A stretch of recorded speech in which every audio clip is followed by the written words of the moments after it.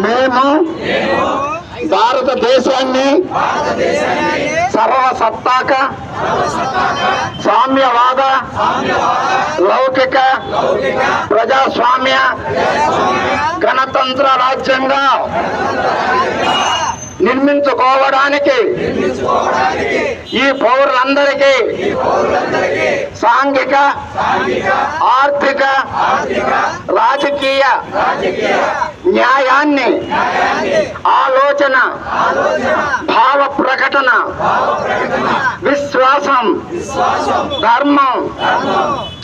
ఆరాధనలతో స్వాతంత్ర్యాన్ని అంతస్తుల్లోనూ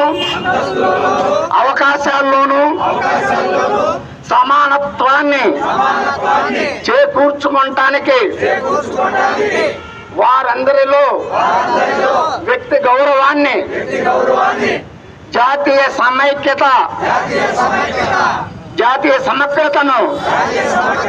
సంరక్షిస్తూ సౌభ్రాతృత్వాన్ని పెంపొందించడం